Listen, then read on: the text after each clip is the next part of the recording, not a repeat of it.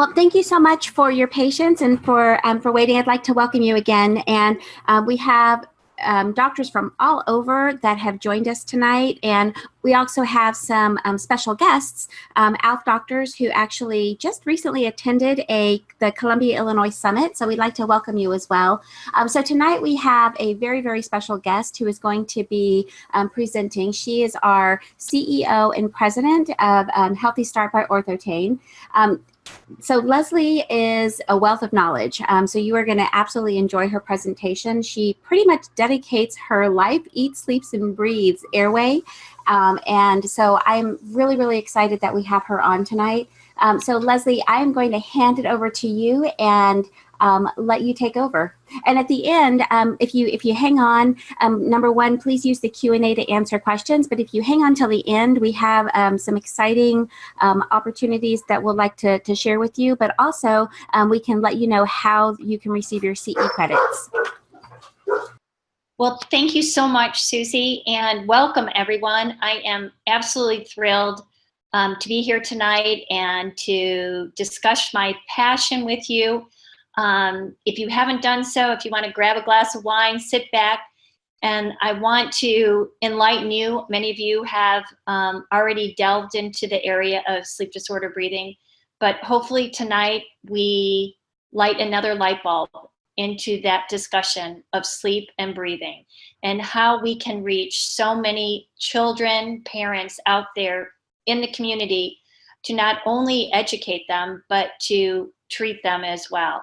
So I just want to say today has been an absolutely fabulous day. I have heard so much interesting news that is moving forward. And I just want to say today is maybe the first start of a passage for all of us that will take us into sleep and breathing that I know will be the #1 area for dentistry, the #1 area for myofunctional therapists. And I am thrilled to have pediatricians. We have ENTs on the course tonight, and it welcomes an opportunity for all of us to collaborate together. And really that is the message. It is a collaboration of all entities that can come together to educate our patients and provide the knowledge for parents to identify a lot of these issues that obviously have been left undiagnosed, sometimes misdiagnosed, and unfortunately, more often than not, untreated. So without any further ado, let's start. Some of this might be a quick review for you, but I just want to make sure everybody who's participating tonight will have the same information. And as they say, usually in a presentation, you retain 50%. So hopefully the 50% that you forgot we'll be able to provide to you and make a lasting impression. So tonight we're going to talk about sleep and breathing, but we're going to talk about how to begin the conversation, how to educate our community.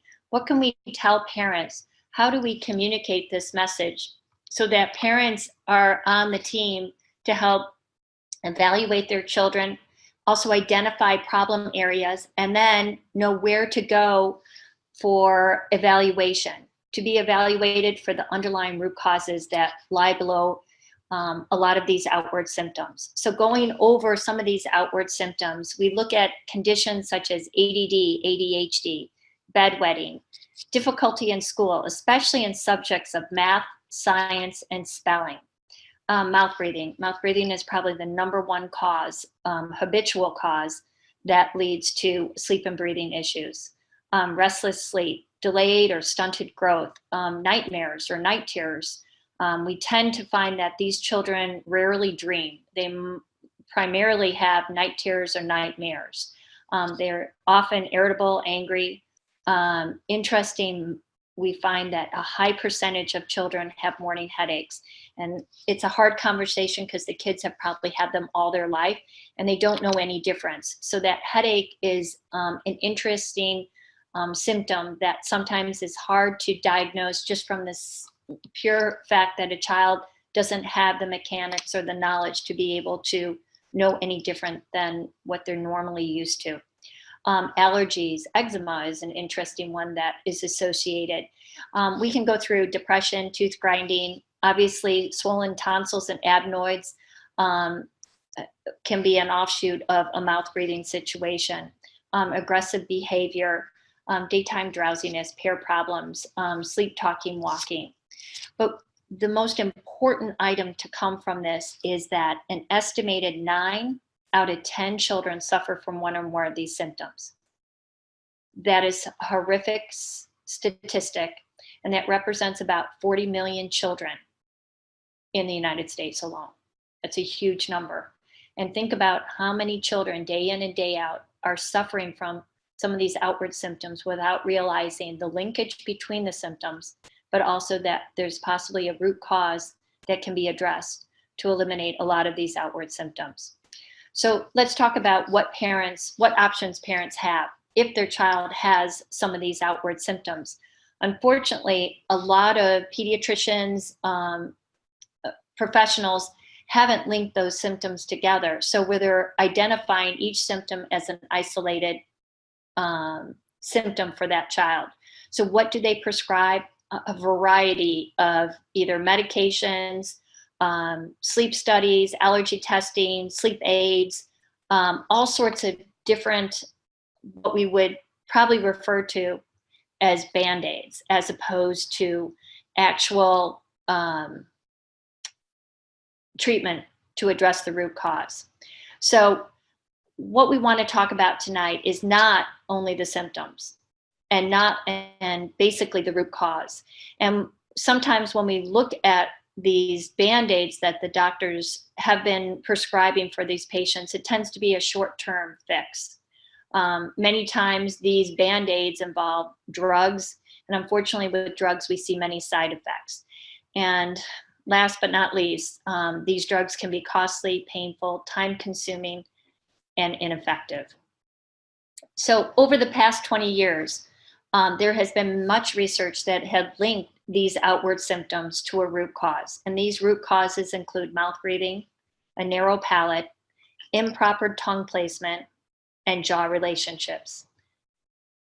Now, as I say, I feel that dentists, myofunctional therapists, these are all oral physicians that have the knowledge and the tools to impact the development of a child's airway, to increase the oxygen intake and reduce the carbon dioxide buildup. So we tend to say that dentistry is now about far more than cavities and straight teeth. It's really about the overall future health and well-being of every child. We want to eliminate the barriers that these children face day in and day out and allow them to soar, whatever that soaring will look like. Imagine the child that deals with these outward symptoms on a daily basis. It impacts the future capability of these children. It impacts how they perform in school day in and day out. It changes their personality. Their life becomes a different scenario. So the goal is, let's educate our parents. Let's address the underlying root cause, and let's take away the barriers that can impact a child's health and well-being. So tonight, hopefully, we can look to identify sleep disorder breathing symptoms, evaluate these symptoms, understand and identify the root cause, diagnose the problem, and most importantly, treat. So when you see a child, there's so much that we can identify. We can see different markers in a facial structure. We can look at the body position. We can look at the head position. We can look at even the way a child carries their torso, the weight, the stride that they have. We can look at different orthodontic conditions and realize different issues that that child is experiencing. So take a look at this child. Obviously, first, we notice the dark circles under their eyes. Look at the head posture. It's in a forward position. Obviously, the child looks like they are ready to pounce on someone, not a happy child. Look at this child, again, dark circles. Look at the mouth posture. That mouth, the lips are not sealed. You can see that the forward position of the anterior teeth. Looks like it's even an overjet situation. Look at the heavy setness of the face. We tend to see that with the lack of jaw development. We can see that the jaw, the chin, basically are combined. We call it kind of a funnel look. You can see this more prevalently when you look at the profiles. So here's a child. You can see the profile. You can see the retrusiveness of the lower jaw. You can see the open mouth. You can see the position, a start of a roll lip. This child here, again, the same situation. Lower chin, deficient. Look at the rolled lip. When you see a rolled lip, you tend to think that they have an overjet situation. You can also see kind of the funnel look. We call it a funnel because the lower chin, the neck, all blend into one. There's no definition in that child. These are things you can pick up immediately when you see a child, before they even sit in your chair, before you even have a conversation. So when we look at this, we're going to identify the root causes. And these are some of the most prevalent root causes. We see improper jaw growth and development, basically a lack of development in the lower third of the face. We look at the habits, mouth breathing, finger sucking, abnormal tongue posture and swallowing. We look at upper arch constriction, high palate, which obviously decreases the nasal breathing. So why are we looking at this, and why are we focusing on children between the ages of 2 and 17? The reason being is we're looking at the craniofacial growth. We know that up until age 12, majority of the craniofacial growth has occurred. So take a look at a child that's 12 years of age. We already know that 89% in the male, 94% in the female have already developed. We have a very small window of opportunity to make an impact and be able to guide, develop, and produce a downward and forward direction of that growth in order to produce what nature should have done in those cases. So take a look at this. Look at the direction of the growth in the lower third of the face. It's forward and down. I would add one more element, and that is wide. So we have basically we have seen that this development has been impacted in our population today. We see a lot of malocclusions. We see that 92.7% of this generation of children will have malocclusions. We also know that 9 out of 10 children will have one or more outward symptoms. And we know that if we can catch them before this cranial facial growth has been completed, we have an opportunity to promote the development of that lower third of the face. And that's what we're going to be addressing and identifying. So again, what we're looking for is the forward, downward, and wide direction. And the question we bow to ask tonight is, so why are so many of our children not experiencing this normal growth? And obviously impacting their social and personality development. Well, let's go back. Let's figure out what has occurred that has caused this epidemic. Well, we know there are quite a few elements that have contributed, and probably some of the biggest ones is the prolonged use of pacifiers as well as nipple bottles. The configuration of that nipple is basically causing a suction in the mouth. That suction can cause a narrowness of the upper arch. It can also depress the tongue. So the tongue no longer is in the proper position. An easy way to explain it to a parent is when we say the letter N, where that sound ends is where the tongue should be positioned during speech or during rest. When I communicate this to a parent, I'll tell you most parents say, uh-oh, we have another problem. My tongue is not in that position. So this is part of the conversation that we're going to start, and being able to reevaluate, recreate a habit that will make the tongue or allow the tongue to be programmed in order to swallow properly and to put the proper tongue placement. Another issue is the lack of breastfeeding. Obviously, in this society, we have usually both parents working. Maybe they have 6 weeks of maternity leave. So that contributes to this issue that we have. Sometimes mothers say, well, I can't breastfeed, but I pump and I am able to supply breast milk. Yes, that is wonderful. But again, the delivery method is the bottle. And the bottle, again, can constrict, deform the oral cavity. And obviously, prolonged use will compound that problem. Another issue is soft diet. I mean, look at some of these foods that we are feeding our children. Here's a graduate puff, the nutritious snack that melts in a baby's mouth. No longer are we using the dentition in order to bite down, work on hard food, develop that arch. We're at a lack.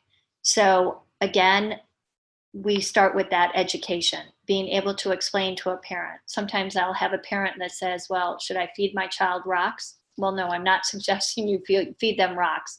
But you know what? If they have steak, how many kids do you know eat steak? Oh, it's too tough, too hard to eat. What do they prefer? Mac and cheese. Mac and cheese is a soft diet. Maybe in addition to their other foods, maybe you can put beef jerky. That's one that's very hard. It brings in that hard diet or harder diet than these kids are used to. What other can we look at? Well, if we see a pacifier or suspect a pacifier or prolonged nipple bottle, tendency is we can see some of these open bites. Also, an open bite can be an indication of a tongue thrust and also finger sucking. So when we see these kind of conditions, we can kind of almost predict or start evaluating this child. Parents tend to see kids. So often we see on Facebook, look how cute my child is. She's exhausted. Look at her sleeping in the car. If I see this, this is a concern. And this is something that we should be educating our parents. This is not a good condition. This is not cute. This is not an exhausted child. This child is going to have other issues because of the mouth breathing. So we look at most common problem of improper air exchange to and from the lungs is constriction, probably due to nighttime mouth breathing, present in 43% of a sample of 500. And this was a recent study done in 2016 that evaluated 500 children and found that about half, actually 43% of the sample was indicated they were mouth breathers. So here's a short little clip that is really interesting. And this kind of sums up what we're seeing in these kids. So watch closely. And I want you also to look at what the mother does in order to compound this or eliminate this airway and mouth breathing issue. Oops. Now he's holding it. That was holding it. He's still holding it. He's trying to take in air. There he goes.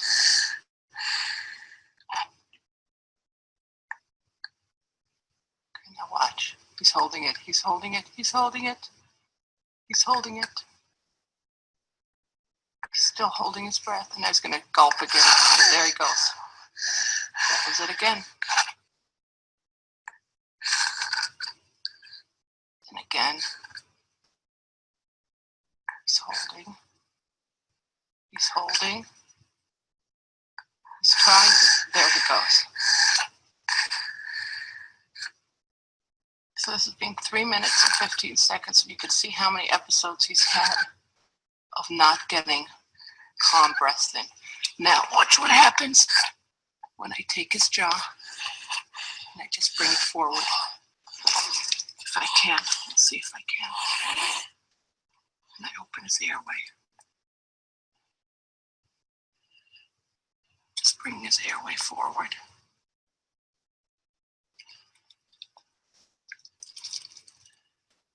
Now listen to the quiet breathing.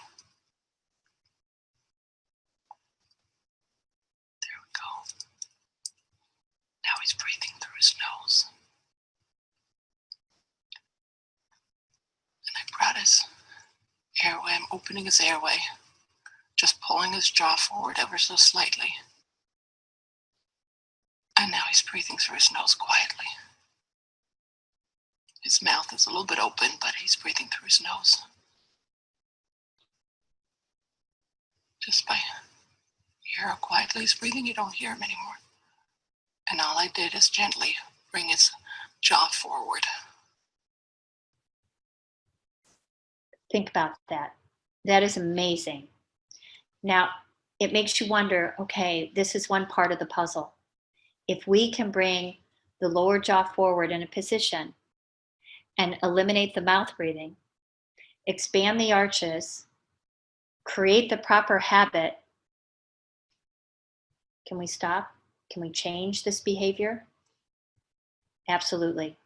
So let's talk to airway for a few minutes. You'll hear so many conversations about airway. How does it impact the airway? Well, there are a couple conditions that can occur in an airway. And obviously, the tools that we have to evaluate are SEFs and CBCT scans.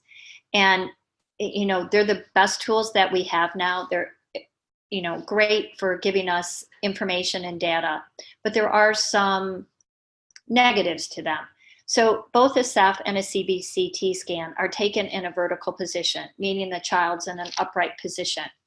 Now, as a child sleeps, when they're in a horizontal, the muscles relax, and those muscles can actually impact and close up an airway.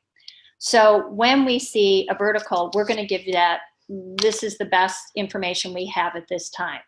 So if we take a SEF and we see that a child already has a restricted airway, so in the left-hand screen, you'll see a 5-year-old that has a restricted airway. We know that's an issue. And then look to the right and you'll see a normal airway. Well, even though a child has a normal airway, it does not necessarily mean that they will not have any sleep and breathing issues. What it means is if they are experiencing sleep and breathing issues, it's probably a result of a habitual issue, meaning that if they're a mouth breather, so here on the left, we have a normal airway, but if the child is a mouth breather, they open their mouth, there is the tendency for that lower chin to be able to drift back. So just by opening the mouth by a 1/2 inch, we can restrict that airway by 6 millimeters.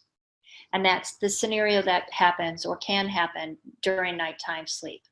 So we want you to be able to evaluate the worth of a SEF, and then I can also go into a CBCT scan, but also realize what the drawbacks are.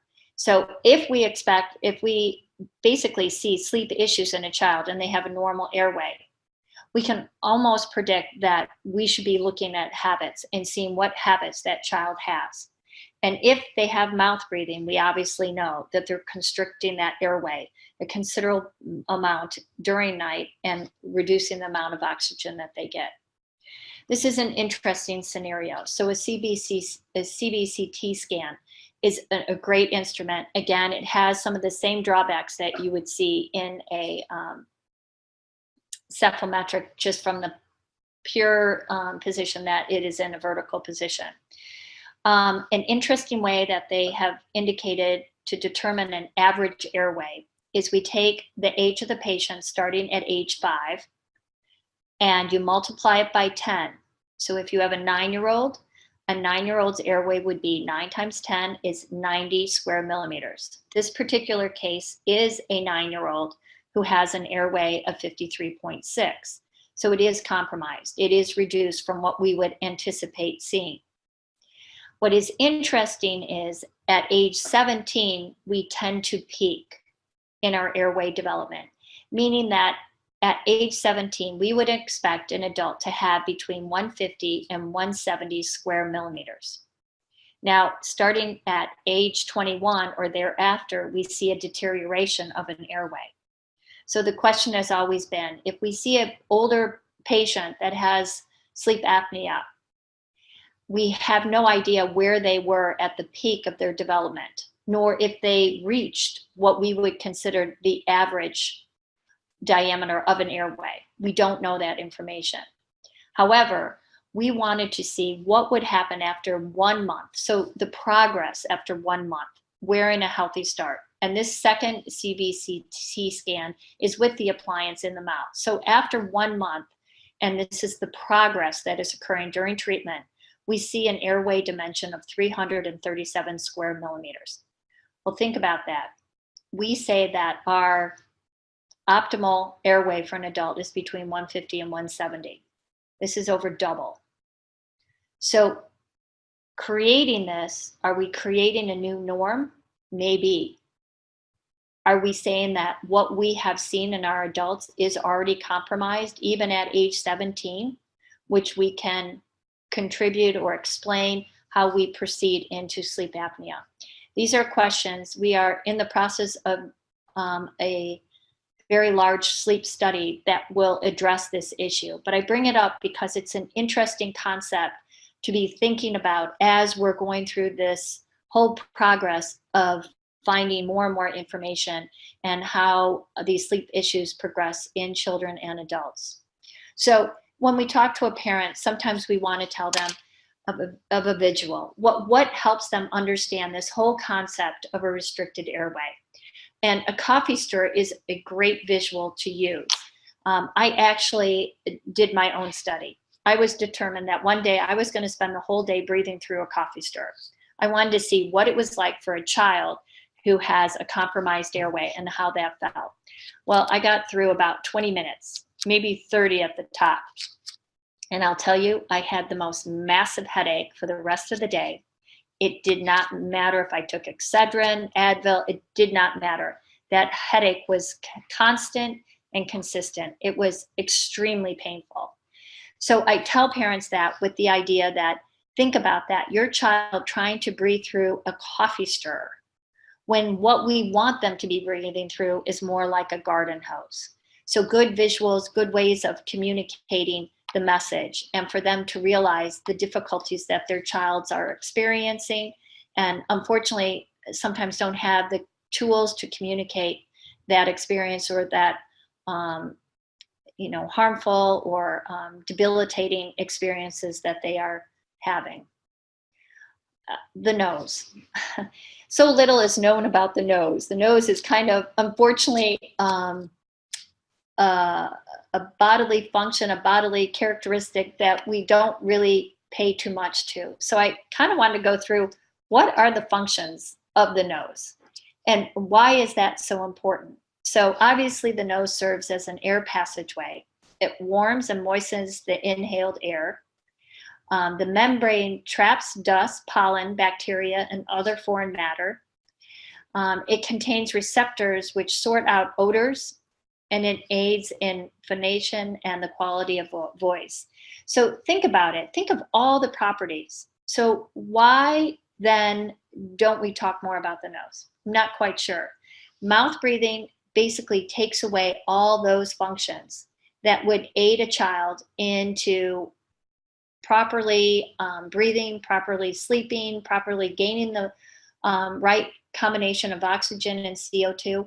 So it is critical. And sometimes just explaining that to a parent, giving them those educational tools that, make sense. And when you talk about children, say, for instance, they have a lot of allergies or asthma, why is that happening? Well, think about it. They're breathing through their mouth. They're not using the filtration system that the nose provides. That air, the bacteria, is coming directly into the body. What do you think it's doing to the tonsils and the adenoids? Is it irritating it? Could they end up being swollen? Absolutely. All those things are possible. And tendency is when the bacteria goes in our body, well, what happens? Our body reacts. And the skin and anything that happens on the skin is many times a reaction of what's going on in the body.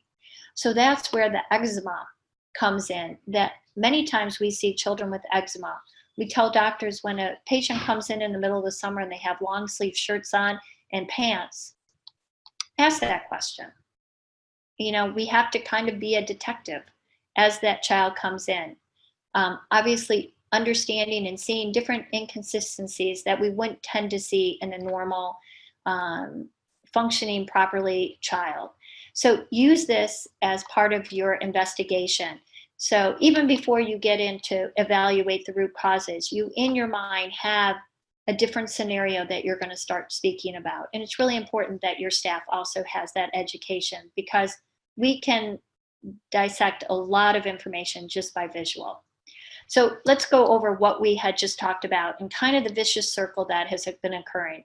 So when we look at mouth breathing and snoring, why is this occurring? Well, it can be from extended bottle feeding and pacifier use. The mouth breathing also causes poor tongue posture and abnormal swallowing, or can be a result of it. Sugar processed foods can also have an effect, and poor oral habits such as thumb and finger sucking, lip sucking, tongue thrust. These are all areas that can contribute and work with mouth breathing and snoring. So if we see a child that's mouth breathing and snoring, what would we assume? We assume there is a compromised airway. And why is that a problem? Well, because it reduces airway, it restricts airflow, it reduces oxygen, it increases CO2. It affects the brain function, immune, endocrine systems, swollen adenoids and tonsils, low tongue posture, tongue thrust, underdeveloped dental arches such as overjet, open bite, cross bite. And then with the compromised airway, what symptoms do we see? What are the outward symptoms? And again, we go back to the outward symptoms, restless sleep, ADD, ADHD, bedwetting. We go down the list. So let's introduce you to the HealthyStart. We have all this fabulous information. We identify a problem. We see that it's quite prevalent.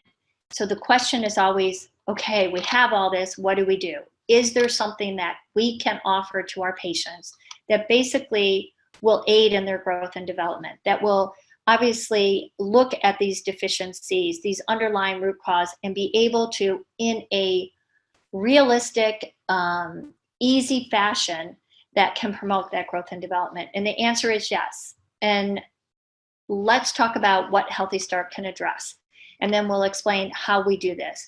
So HealthyStart is going to address the root causes. So let's talk about the dental arches. We need to expand them. We already know that in 50% of the cases, the children will have a constricted archway.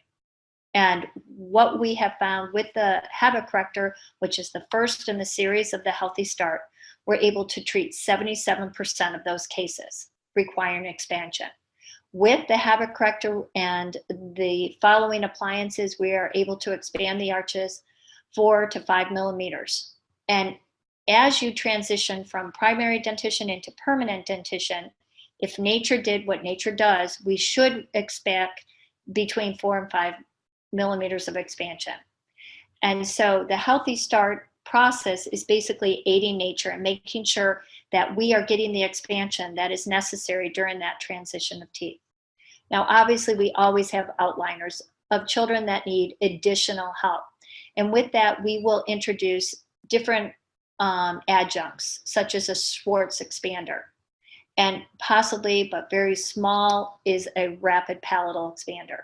These become more of an adjunct to treatment as a child gets older. That's why it's so important. The earlier we can treat, the easier the treatment is, and the more effectual we are with the HealthyStart treatment.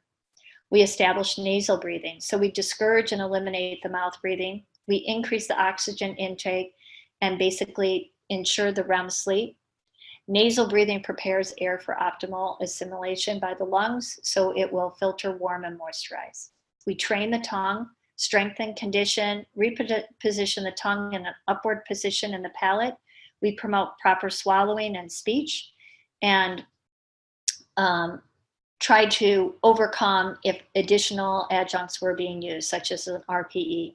We try to eliminate the bad habits, such as thumb sucking, tongue thrust, reverse swallow, eliminate open bites, and we'll show that the initial appliance has that myofunctional therapy built into it for nighttime wear.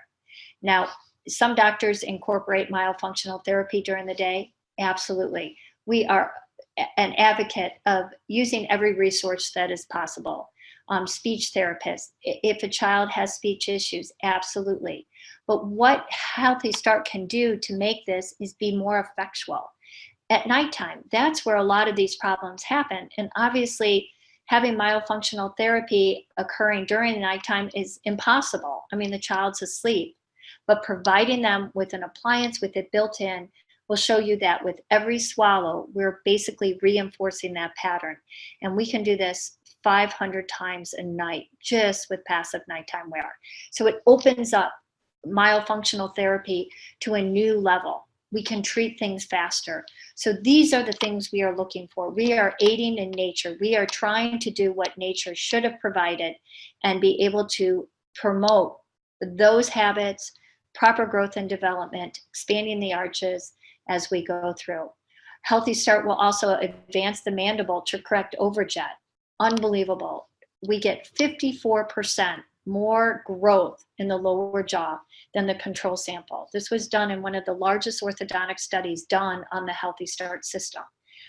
That is amazing. I mean, if we can promote growth to that level and be able to promote it in a fashion that we are looking at the complete oral cavity. So many times you'll hear adults who have sleep issues, they want to basically protrude that lower jaw. Obviously, in a child, we have to be very careful because we are promoting growth and development. That child has a lot of growth and development still left. And if you start altering the configuration of their dentition, you are going to end up with a huge problem. And so with these appliances, we are looking at the proper occlusion. We are looking at the proper development of that child. We are looking at the configuration of the total oral cavity when we're using this. So it is a complete system that looks at every case from almost like a three-dimensional area. So we're looking at habits, we're looking at growth and development, and we're looking at the orthodontic condition. So all of it combined brings you to being able to address these root causes. We also encourage proper facial and body growth. We can correct most orthodontic problems, such as ideal overbite and overjet. We actually can correct any overbite, any overjet, open bite, gummy smile, class 3, deficiency both in the upper and lower jaw, gummy smile.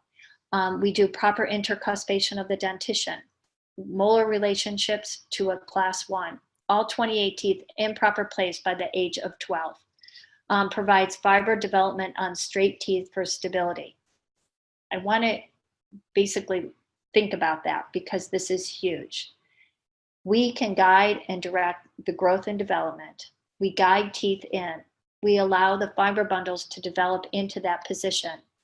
So think about that. The teeth grow in straight. Those fiber bundles develop in that position. So there's no relapse. They don't have a memory. They aren't going back. You're preventing the oral habits that can impact where those teeth land and how they condition themselves or remain stable in that position. So we reduce or eliminate future relapse. And we think of those fiber bundles as being basically the retainers for life. So we reduce chance for orthodontic treatment later. That is an amazing statistic. Actually, they say right now, 92% of orthodontic cases relapse. Why is that? Well, 1 is because we treat so late. 2, do we address the habits that can impact them? No. So those teeth, fiber bundles are like rubber bands. When we put mechanical forces on them and we try to stretch those teeth, once we release that pressure or that force, what happens? They want to return back to where they were before. So that is something we're combating because we're treating early. We're also combating it by addressing the habits and putting the tongue in the right position. So we're doing all of that with the HealthyStart, with these appliances that address the different areas in the progress of the system. There was an interesting research that was done. It was done on over 500 children. It was published in the JAOS, and it talks about evaluating sleep and breathing disorders and being able to tell you what the prevalence of them, how we treated them, what we were looking for. So we used a sleep questionnaire that HealthyStart basically provides to all of its providers. And what makes it interesting is we ask a parent to rank the system of its prevalence from 0 to 5, 5 being the most pronounced. And then we will also have them follow up in 3 months' time in order to see what the progress has been. So when we looked at these 501 cases, we were able to determine that mouth breathing and snoring are commonly associated with more sleep disorder breathing symptoms than any other symptom studied. 9 out of 10 children had 1 or more symptoms of sleep disorder breathing. 60% of the sample had 4 or more symptoms. 1 out of 5 children experienced bedwetting. That's key. Let's talk about that for a minute. So if you think about that, if you have a classroom of 20 kids, that means 4 of those children have bedwetting at a later age. What does that do to a child's personality? What does that do to his whole psyche? It's devastating. We see children time in, time out having this experience. Do we talk about it very often? No. I mean, it's something we don't typically announce to the world. If you have a child that comes in and has a lot of outward symptoms, but the parent has not indicated bedwetting, we always say maybe have that conversation in a third person context where you're talking about many children have bedwetting at a later age. Watch their response. More often than not, you will realize that these children are also bedwetting. And it's something to tell them, well, usually we see this basically self-correct or correct quickly once this starts. Sometimes it's in the first night. Every child's slightly different. We try to give you an expectation for a parent to see how this progresses with them. But it's a very interesting explanation and a concept and a symptom to discuss with parents. Between 4 and 12 years of age, 92.6% of symptoms did not self-correct, and 30% worsened with age. So often do we hear, oh, things will self-correct, things will get better. Well, this statistic and this research indicates that majority of the time it does not. It can either remain the same or 30% worsen with age. So that is something also to convey to a parent once you see this. This study also went through and gave you the percentages of children, how many basically indicated these symptoms. As we discussed before, mouth breathing probably being the #1 symptom, 43% of the cases will be mouth breathers. And you can go through snoring, talks in sleep, wakes up at night, 29%, restless sleep, 26.9%, mouth breathes during the day, 25.4%. So you can see the prevalence of these symptoms. Also looking at most frequent symptoms found in children who mouth breathe. I think we talked to you, average number of symptoms present in children who mouth breathe were 8 symptoms. So if a parent fills out a sleep questionnaire and indicates mouth breathing, you probably want to realize that maybe there are about 8 other symptoms that you should be investigating. Also, interesting conversation always is that snoring. Snoring is maybe a poor choice of words. Sometimes moms say, well, my child makes noise, but they don't snore like grandpa who took the shutters off the house. I think a better way to explain snoring is, can you hear your child breathe at night? If you can, they are mouth breathing. I want to also mention, interesting with bedwetting, sometimes we talk about bedwetting and a parent will say, no, my kid doesn't bedwet, but they wear pull-ups every night. Okay, if an older child is wearing pull-ups every night, that is part of bedwetting. That is part of our description. So sometimes you have to be very clear in when you're describing this or explaining what you're seeing in a child. So additional findings showed that sleep disorder breathing is much more common and affects children even as young as 2 years of age. Begin treatment as early as possible to ensure permanent changes. Identifying outward symptoms displayed in 90% of the children that enter your practice can significantly reduce this epidemic and enable you to successfully treat the overall health of your patients. Here is 2 MRIs. And the MRIs was basically evaluated. The top 3 slides were done on an individual that had a normal night's sleep. And you can see the brain activity that occurs and identified through that MRI. The second set of 3 slides were on a patient that had 1 night of sleep deprivation. And you can see that there is only 1 little indication of any brain activity. So the slide is to represent how much damage can be done just with lack of sleep. And hopefully this image can be something that you relate back to when you're making that discussion or having that discussion with parents. So here are some studies that have occurred, and these are studies that can be found on our website. We try to provide parents with as much research as possible.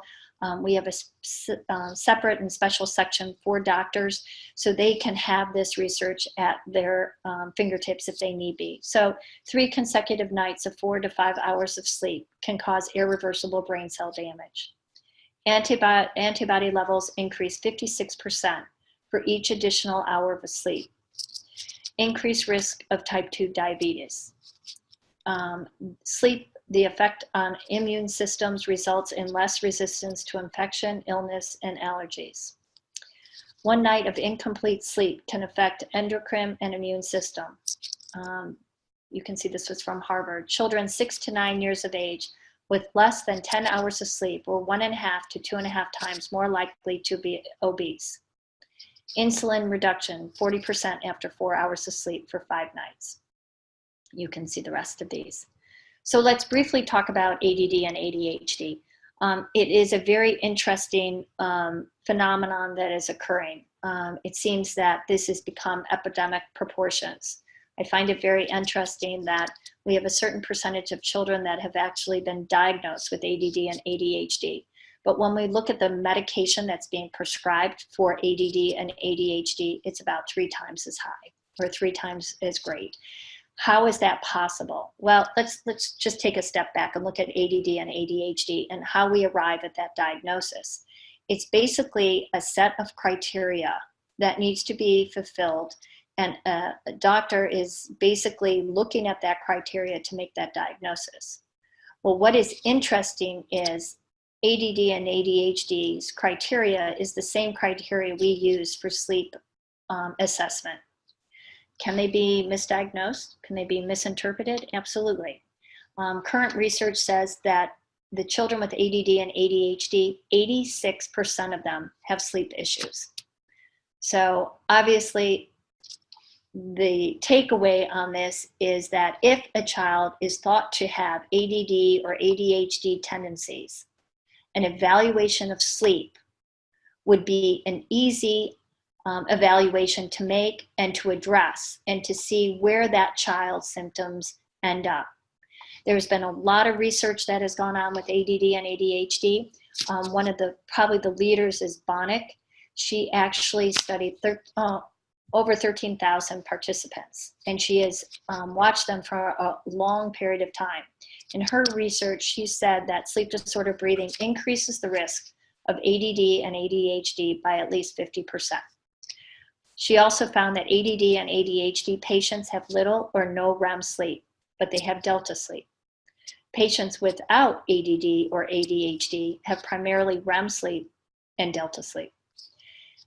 In the recent research of the 500 cases that were evaluated for HealthyStart, we found that ADD and ADHD was present in 25.2% of the cases. So just some additional information. We had talked about this at the ELF Summit, and I just always want to bring this up because to me, this kind of takes my breath away. 50% of the children that are diagnosed with ADD and ADHD are held back 1 grade. 30% are held back 2 grades. My comment on this is if this child is suffering from sleep rather than ADD and ADHD, we can hold them back 10 grades and it wouldn't make a difference. We are not, again, addressing the root cause of this problem. And we're not discerning which it is. Is it sleep or is it ADD and ADHD? I know so many times in schools they say, how many hours do your children sleep at night? Again, it's a question of quality versus quantity. We need to have quality in order to make the quantity effectual. So it's just something to remember when we're having that discussion and parents understanding how important it is to address these underlying root causes. Because no matter how much sleep a child has, if it's not quality sleep, it is not going to be beneficial for their health and well development. Bedwetting we talked about a little bit before. Always an interesting conversation to relate how bedwetting has anything to do with sleep and breathing. But again, it is still an area that's under a lot of research. And what they do know is that reduced oxygen probably interferes with normal sleep. And that eliminates or reduces REM sleep, which affects brain function and disturbs endocrine and immune systems, which results in bladder dysfunction, weight gain, insulin production, growth, increased infections, allergies, asthma, eczema, morning headaches, and teeth grinding. So let's talk a little bit about appliances, and we can talk about the HealthyStart system. The first appliance that we begin treatment with is called the habit corrector. And these systems of habit correctors, as well as the entire system of the HealthyStart, has been used in approximately 4 million cases worldwide. It is FDA cleared. There is no latex, no plasticizers, 500 plus US and international patents. All appliances are BPA free and phthalate free. There is no silicone. We regulate our appliances to a class 2 medical device. We are not regulated to do so. We find it extremely beneficial that parents understand that we take safety as our number 1 priority. And these appliances are basically regulated, so I could take an appliance and put it in a child's body and it would be safe for them. So we want to make sure every parent understands what our goal is, what our safety factor is, and what we prescribe as being as healthy as possible for their children. So let's look at the different series we have. We are the first appliance, which is the habit corrector, and these appliances are in the toddler, the kids, which is for ages 4 to 7, a preteen 8 to 12, and a teen and adult 13 or plus. And these are the first appliances that we will begin with.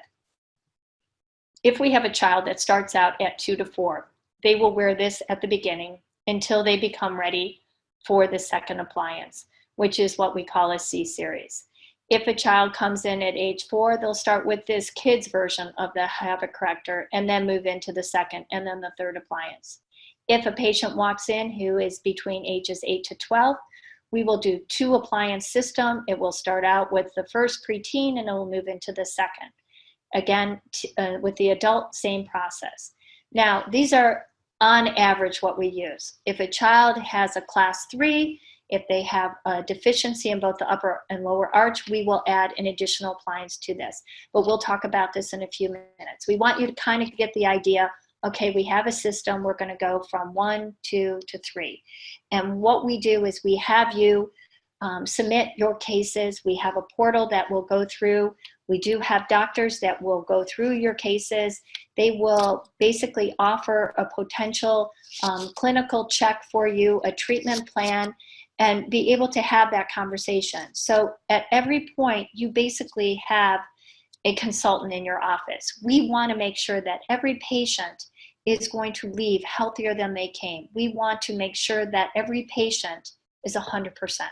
We want the absolute best for each and every one of your patients. And we want to make sure that we're offering you the support and help so that every patient gains that result. So what does the HealthyStart do? The habit corrector, the first one, will prevent the tongue thrusting. It will eliminate the abnormal swallowing patterns. It will correct mouth breathing. Abnormal lower resting tongue position will also be addressed. Thumb and finger sucking, open bites, overjets, flared incisors, speech problems, lisping, mandible underdevelopment, and a narrow palate. So when a patient comes in, we want to see basically how they swallow. So many times when we have a patient swallow, they tend to use their whole facial structure to make that swallow. So I'm going to embarrass myself totally. So when we have them come in, we'll offer them maybe some water. And I wouldn't say, okay, I'm going to evaluate your swallow. Usually we say, wow, you must have had a really rough day today. If you want, here's a glass of water. Would you like to have a glass? Usually they're grabbing for the water. So when they take a swallow, watch to see how that swallowing occurs. If they swallow, a normal swallow should just move that lower portion of their neck. You should see the movement occur within the neck muscles. If they have an improper swallow, you'll see them do all sorts of interesting things with their lips. Lips should not move. Facial structure should remain constant. So what do we do? How do we make this work with the appliance? So take a look at the features that occur in the first appliance, and this is the one that's going to be addressing the habits. You'll see we have what we call expansion tabs or palatal tabs. These are vertical tabs that are placed in the appliance. They come with them. There will be 2 bumps on either side. The tongue will go in between, and we'll have them flatten their tongue and put pressure on each one, and we start the expansion of the upper arch. At the same time, we have a ramp, and the ramp will actually elevate the tongue. So when they swallow, the tongue is lifted in the upper position, so it will be in the upper palate. These 2 prongs here will prevent the tongue thrust. It will also indicate to the tongue the proper time to retrieve. We see that we have 2 little tabs on the lower portion, and that will prevent the lower tongue or the lower arch from drifting back. We have them seal their lips. Some of them, if you prefer, can have this pull tab on it. Sometimes it's especially easier in younger children. We say touch the pull tab with both of your lips so that they practice that seal. This pull tab can be used also for lip strength. You can pull on it. They try to hold the appliance with their lips in the mouth. It'll also be a way to adhere or to attach the appliance to bedclothes, because at the beginning, if they are a mouth breather, we tend to see the appliance topple out. We want to train them in order to develop the lip strength, in order to hold the appliance in the mouth. We also have the option in these appliances to add pads or no pads in the rear of the appliance. And what they will do is help in correcting the overbite, overjet. The pads will assist in open bites, so we'll tend to close those open bites more quickly. So let's talk about how many times this myofunctional therapy occurs in the child. So we know during the day, we swallow 2 times a minute. So during the course of 16 hours of daytime hours, that is a swallow of 1,920. At night, we sleep, we swallow 1 time a minute. So if a child is sleeping 8 hours at night, we expect to have 480 repetitions or swallows that occur. So with the use of the habit corrector, if you choose, you can have them wear it maybe 2 hours during the day and at 8 hours while they're sleeping. That's 720 hours. If you decide to have them just wear it when they're sleeping, that's 480 swallows that will occur. So when we look at typical myofunctional therapy, we can say maybe during the day they ask them to practice this 200 times. What do they do at night?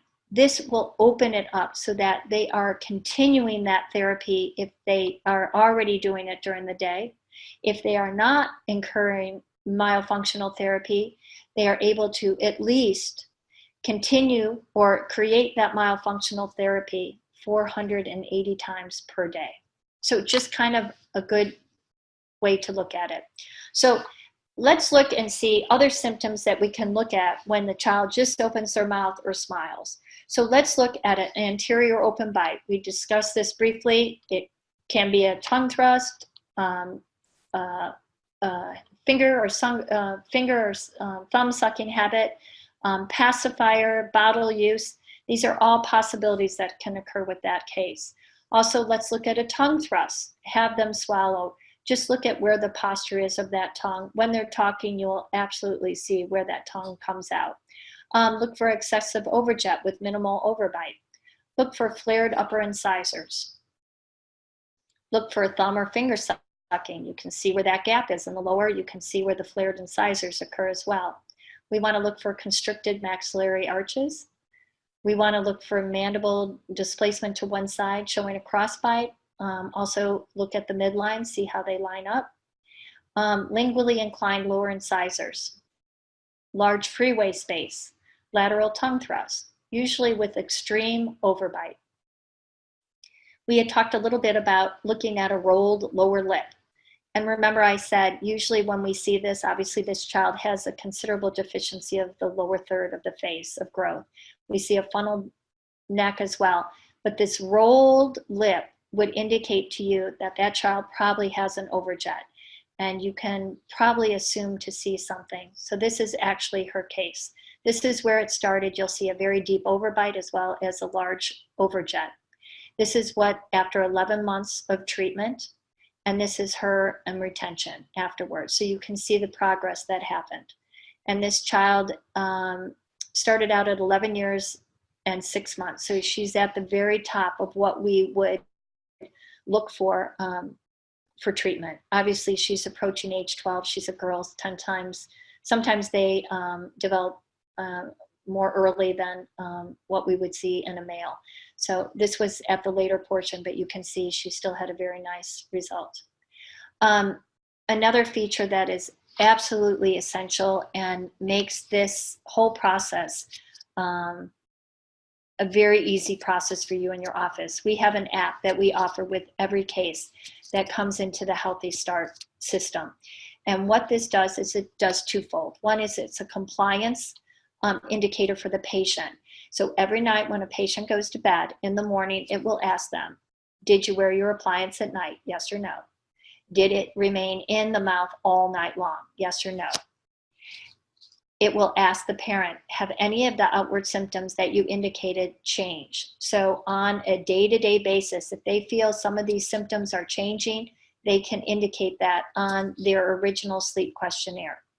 The patient will get 30 minutes of gaming, there's books, there's movies, and they get 1 coin that they're able to deposit, as you can see, in the bank, that they can accumulate these coins in order to purchase a prize to reward them for good cooperation. But what makes this really great is that, and I should say, and every Friday we supply the patient with cheek retractors, and on Fridays they will take a photo of themselves, and this will be recorded. Now, all of this information will be downloaded into the portal where you have access. So during maybe the 30 days you don't see your patient, you can actually evaluate what they're doing. I suggest if a patient isn't wearing for 3 days in a row, that is a good indication to make a call to them. They might be sick. Maybe they couldn't wear it. Their nose was too stuffed up. That's fine, but it gives you the opportunity that they know you're watching them. At the same time, what if the patient lost the appliance? They're too embarrassed to call you, the dog ate it, whatever the excuse. But it's better to know then rather than waiting the 30 days till they come into your office again before they're provided with a new appliance. So it's just a great check for you to be able to see your child or your patient during the 30 days you don't see them in their office. The other thing is we have an airplane that basically sails across the town, and on that airplane it will indicate their next appointment. So hopefully that also helps with reduced amount of missed appointments for you. But it's an awesome mechanism. We are so excited about it, and it really the feedback has been great from the patients. So it's a really fun tool for them, and it provides the doctor with so much good information. So let's quickly look at some of these cases. You can see here's a case, again, an older patient. You can see obviously deficiency in growth, lower funnel face, rolled lip. You can see the airway. This is the result. You can see the expansion in the airway for him. Here's a 5-year-old, obviously had many issues. Bedwetting was one of them, mouth breather, all sorts of different compromise. This is her at age 7. You can see the change in the profile, but then let's look at the change in the dentition. You can see how the appliance is able to bring that lower jaw forward, correct the overjet, the overbite, and then start guiding the incoming teeth. And here she is post-retention at 13 years of age. Here's an 8-year-old. This is what the case, obviously a huge overjet, deep overbite, flared incisors, again, numerous sleep issues. Here it is 1 year later. You can see the dramatic difference. This is what his profile looked at 14 years of age.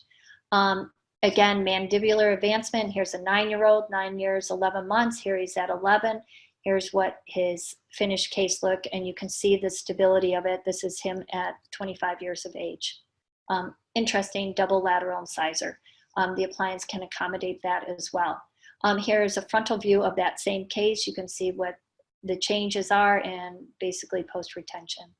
Here's photos as we progress. Here's another 12 years of age. You can see what the improvements were. You can see the dentition. This patient, believe it or not, only wore this appliance at night. Typically, if we see this kind of, we will request 2 hours of daytime wear, but this individual did not wear it during the day. We did a special trick for him. We put denture powder in it and had him really stick it in at night, and it obviously did the trick. Here is 1 month using the HealthyStart treatment. You can see how the lowers, this was done with no brackets or wires. You can see some other additional cases, 12 months in HealthyStart. You can see this is an interesting way of understanding what exactly occurs. So as an incoming tooth is erupting, this basically will put natural pressures on the adjacent teeth in order to create the expansion to allow that tooth to be able to guide in straight. So that is how, with the eruption of teeth, that we are continuing the expansion of the dentition.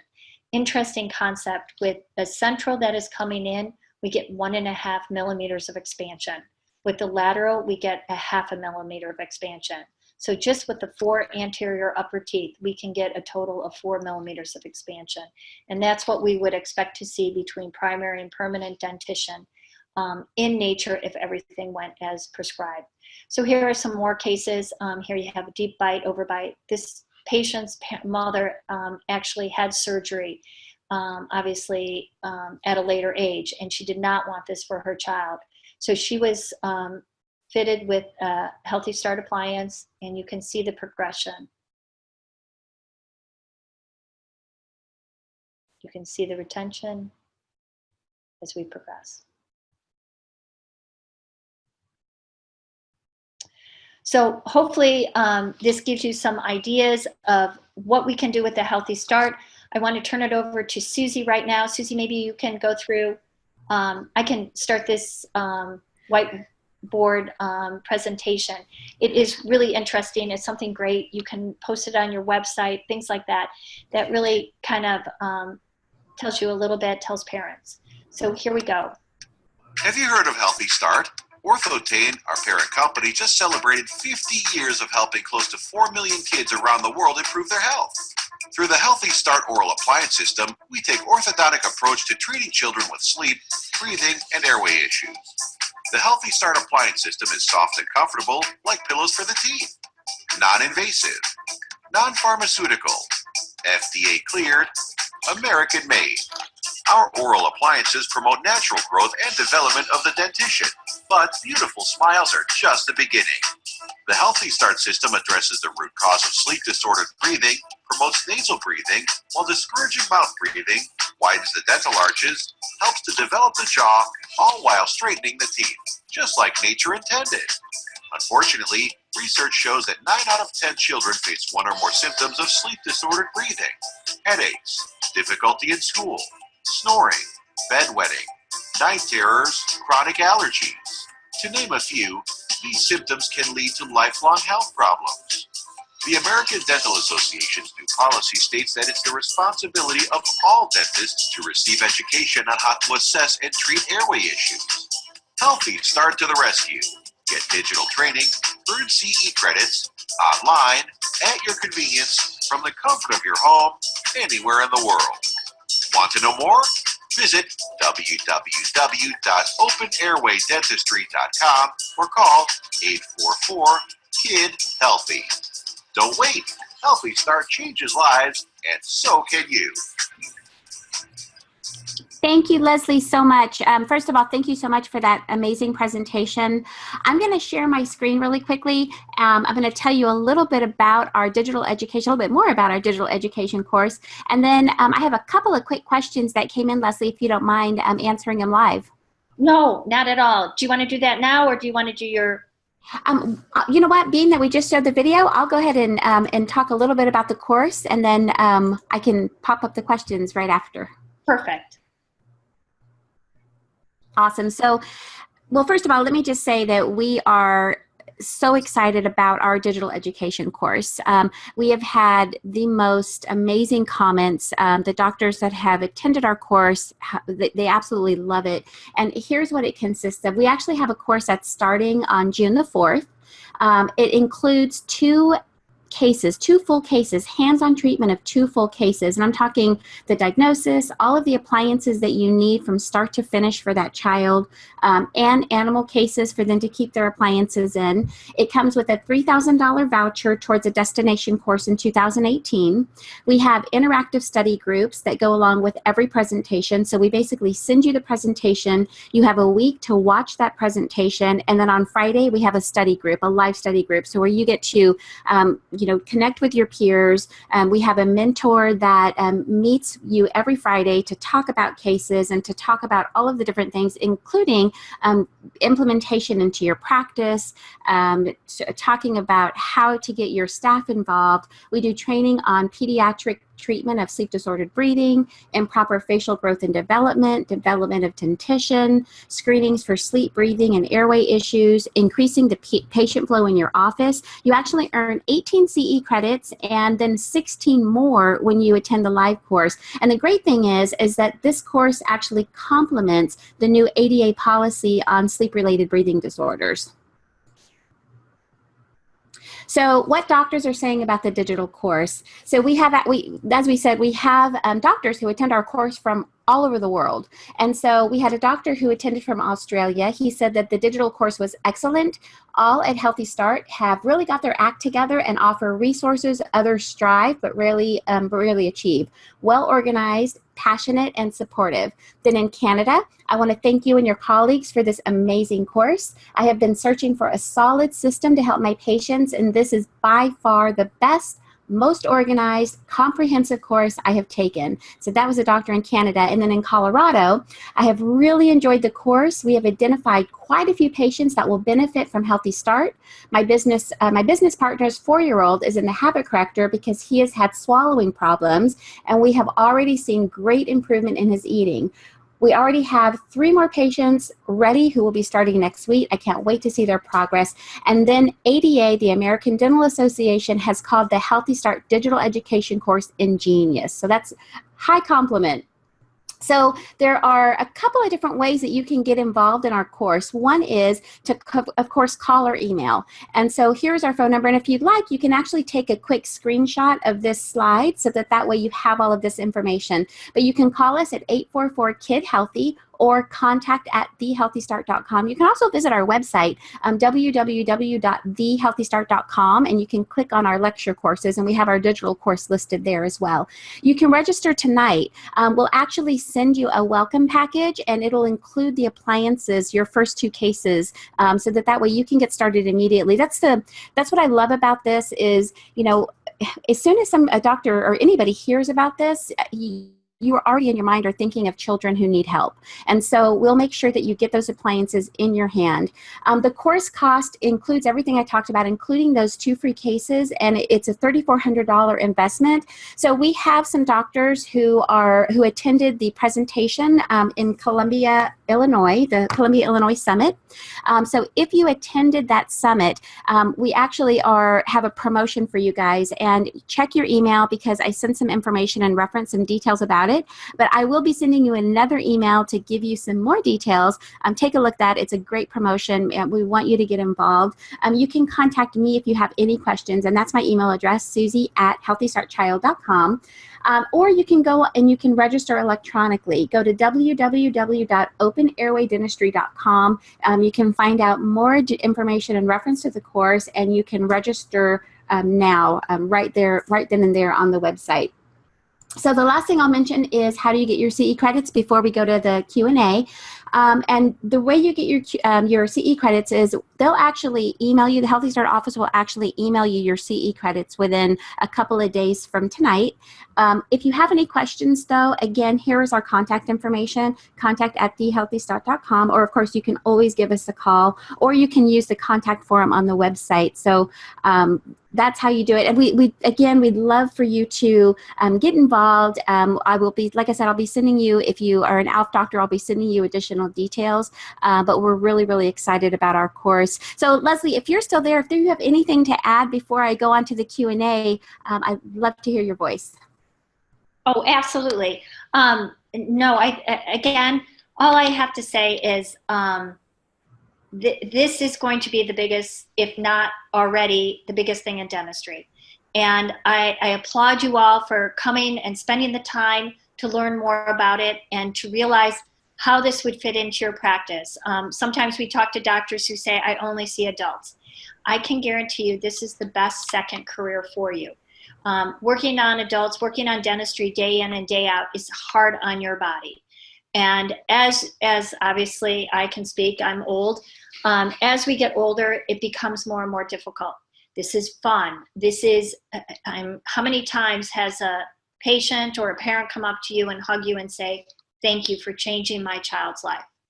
Thank you for changing our family's life. That doesn't happen, but it will happen when you start looking at these issues in these children. And sometimes people say, oh my gosh, you're always talking about, passionate and this and that. I can't tell you how dramatic this is. And obviously, putting this in your hands, putting this in your patient's hand is the way that you will discover this. And that's why I love incorporating these cases in these digital courses, because not only do you learn the education and you learn what sleep and breathing is, we have sections on facial development, we have on dental development. It is the most comprehensive course you will receive and learn so much about the development of a dentition, and especially in a growing child. But then not only do you learn that, you learn how to implement it into your practice. Because let's face it, if you can't implement, you can't be successful and you're not going to be treating patients. And the third portion is, how do I go about treatment? What do I expect? What should I be looking for at each appointment? These will all be addressed for you, as well as, obviously, patients need a way to pay for this, how the insurance claim system works. Can this be covered by medical insurance? We will address these issues all within this course. So it's so comprehensive. These two cases you use, they can be your own children, they can be your staff's children, they can be patients that you're actually going to charge a treatment fee for. So in essence, you might have the ability even to offset the cost of the course just by the patients that you're going to treat. I can't implore you to evaluate it, look at it, because this will probably be the most important and probably the biggest portion of your practice going forward. And I think dentistry, I don't think it should be called dentistry. I think it's basically oral. It's an oral investigation, an oral treatment. You are oral physicians looking at the growth and development and the health of your patients. So hopefully a little dramatic, but I really think I can't stress it enough. And I hope you all evaluate your patients and look at this area that is being open to you and take advantage of it. Yeah, thank you. Thank you. No, that's wonderful. And okay, so a couple questions. The first question is, how much airway would you have on the Ceph comparison after 1 month if the child wasn't wearing the appliance? Would you see growth, or would you see a difference? You know what? Yes, we would. I don't know if it would be as great as that. Our drawback is, again, as I said, our tools are limiting in some respects, and that is we worry about the amount of radiation we are exposing our children to. So the ICAT has come up with a CBCT scanner that basically, with the Flex, is the equivalent to Ceph images, or 2 CBCT images are the equivalent of 1 Panorex. So we have to kind of determine what we're going to evaluate. This research that we're going to do is going to be able to evaluate, and we're hoping to use about 200 children in that evaluation. So I can't exactly answer that at this point. I just wanted to give you a tidbit of where we're heading and what we're hoping to investigate, and to come up with exact numbers for you. But please understand, we want to make sure health and safety of our patients are number one. So as we progress, we will obviously take that into consideration. But our hope is that we will be evaluating this progress with children, and it won't necessarily be the same child, but between 1 month, 2 months, 3 months, and see where that progress is. And hopefully we'll be able to report back to you in a relatively short period of time. But that is where our focus is, and those are some of the drawbacks that we have when we look at Cephs and when we look at CBCT scans. Great, thank you. And so another question is, what age is too young to start? Is there an age that's too young to start? You know what? We see these conditions even in vitro. When a child is, when they're still in the womb, we see these issues. We see kids thumb sucking already. We can already see. Think about it this way. If a parent has sleep issues, the lack of oxygen is being passed on. So yes, I wish I had, and not to say that I won't, but I wish I had one for an infant. I wish I had for a newborn. So there is never too early. Once we address and we identify these symptoms, start treating. Our youngest patients, we have 4 of them that are 13 months old. A 13-month-old has to be mature enough to hold an appliance in their mouth. So with that in mind, we tend to say 2 years, but we have worked on children younger than that. So as soon as you see it, start it. Remember the statistics. Once you see it, 92.6 will not outgrow it, and 30% will get worse. So as early as you see it, basically make that impact on that child's life and start treatment. Wow. And what about a patient with TMJ? Can HealthyStart help? Absolutely. A lot of times we evaluate TMJ at every appointment to evaluate what's going on. But a lot of TMJ is a result of a deep overbite. So obviously we're addressing that. We're putting the function of the occlusion into the right perspective and the right alignment. So we see that those TMJs do correct. We do not see TMJ occurring because of the treatment. The appliance is designed, I know it looks like maybe some people refer to it as a plastic device. There's 189 features within that plastic device. And one of them is there is more material between the anterior teeth than the posterior teeth, so that we're not biting our teeth down at the same time. If you look at other appliances, whether it's for adults or children, custom or whatever, the problem is they always have the same amount of material running through the occlusal parameters. So when a patient bites down, they bite all their teeth at the same time, which deepens the bite and also puts stress on the condyle, which can lead to TMJ problems. You will not find that in any of our appliances. We are extremely cautious, and that is one of the reasons we construct our appliance in that fashion.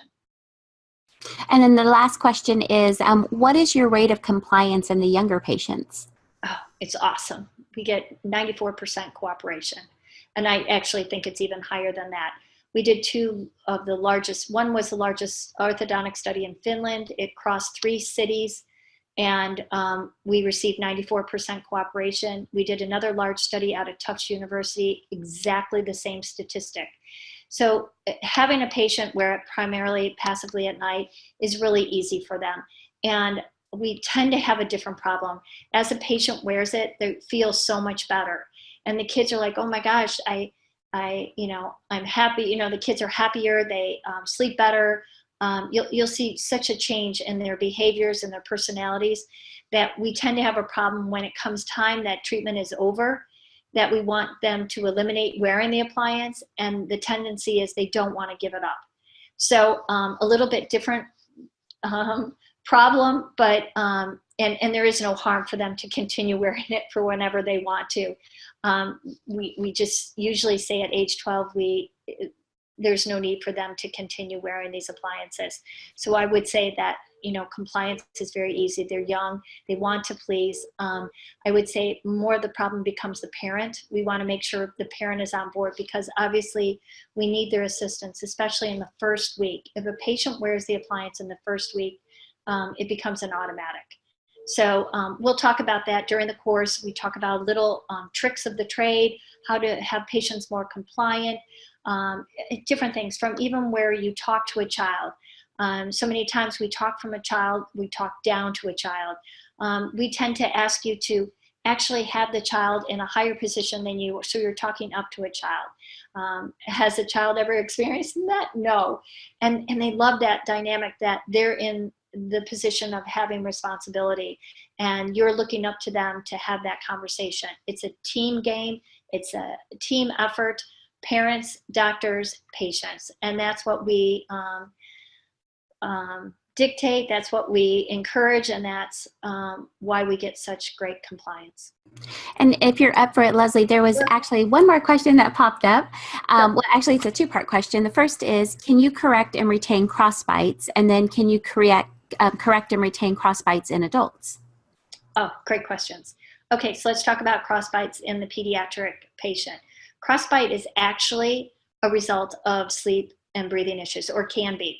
And just simply with the first appliance, that being the habit corrector, we see the correction of the crossbite in the patient, in the pediatric patient, and it usually occurs right at the get-go.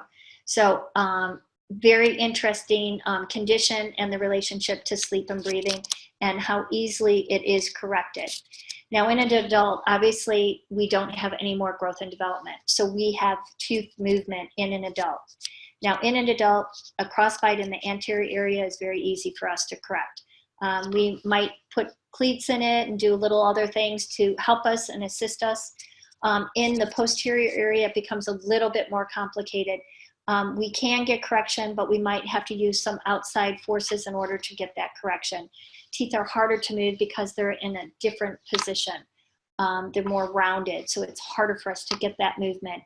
But we do have little tricks of the trade, torquing devices and things like that, that we can actually embed into the appliance to help us with that correction.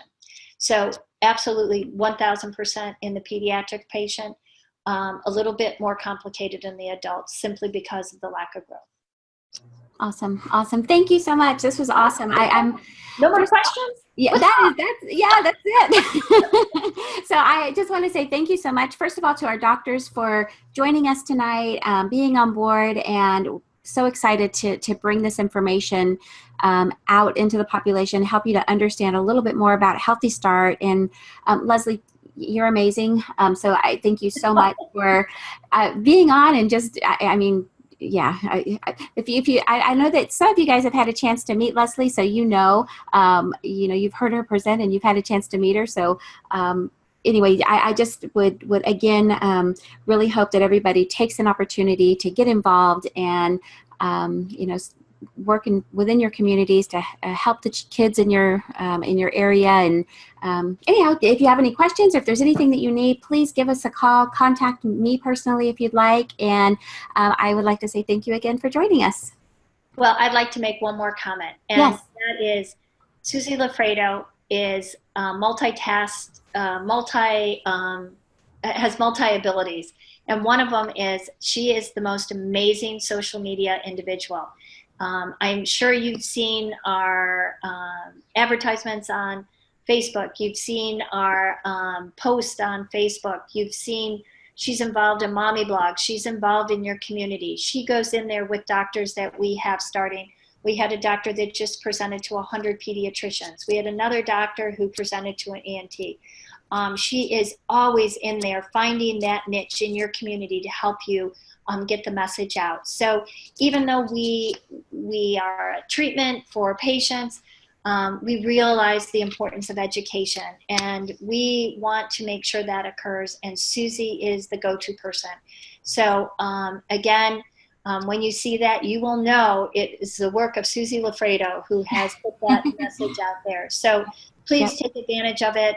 Please let us know in your community what we can do to help educate. We'd love to promote you as the authority in this area and give you that education so you can be that go-to person in this area of treatment. So anyways, without further ado, good night, enjoy. Thank you for spending an hour and a half with us, and I hope you've come away with a little bit more insight into sleep, and I hope we've motivated you to learn more about it and to be able to evaluate and address it in your patients. So good night. Thank you so much. Thank you, Susie. And hopefully we will see you soon. Yes. Good night. Thank you. Good night. Take care.